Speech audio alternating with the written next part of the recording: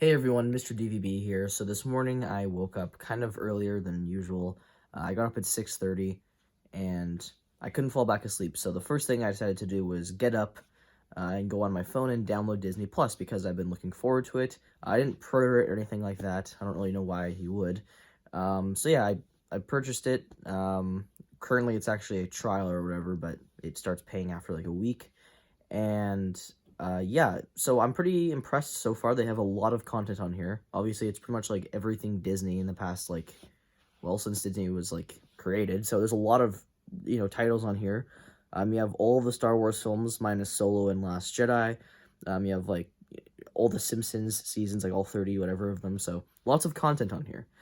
So me, the huge Star Wars fan, the first thing I checked out was The Mandalorian. I haven't watched the first episode yet. I just clicked on it and just looked at it for a second.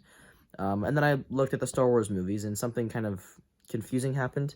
So I came across the original Star Wars, A New Hope, and I saw that it said like Dolby Vision in like the bottom right, and I was like, oh, that's kind of weird, because Dolby Vision does not exist on the Star Wars movies. It doesn't exist on, at least on the original trilogy or the prequels, or even Force Awakens or Rogue One for that matter. None of those films are in 4K. So when I saw that it said Dolby Vision on my phone, I was like, oh, that's weird. Maybe they just made Dolby Vision for it. And then I go on my TV, and they actually 4K'd the original Star Wars films and the prequels and Force Awakens and Rogue One. They've 4K'd every single Star Wars film, which makes me insanely happy because I didn't know if this would ever happen. Now, there is something that is a little bit of a turnoff, which is that these are the special editions, so that technically means that they're probably not natural 4K for the original trilogy, as they are just, checkerboarded or whatever, because these are still the special editions, and obviously if you're going to 4K the original Star Wars movies,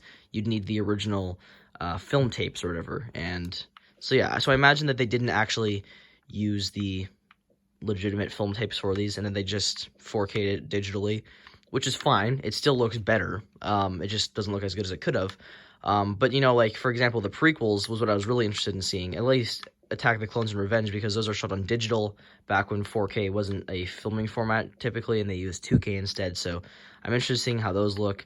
I'm interested in seeing how Force Awakens looks, since that's like, one of the newer Star Wars films, the only one out of the new films, I guess not counting Rogue One, that hasn't been 4K'd yet. So yeah, this is pretty awesome. I guess this probably means that we will be getting them on a physical 4K as well, which, I personally would like more than just owning them digitally.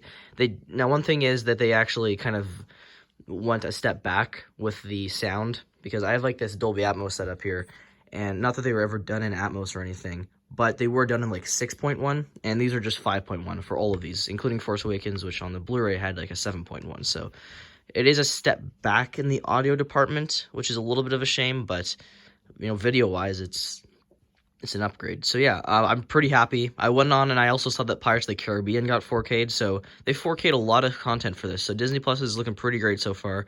The only thing I've noticed is that the loading times are kind of slow for getting on the app and then kind of just going around and clicking on different things. It's a little bit slow. So, maybe with some patchwork and stuff and like exactly like stuff like this, maybe they'll fix it eventually. But yeah, I'm pretty impressed right now, and I look forward to watching some of their original series, especially The Mandalorian, which I'll start tonight, if this loads.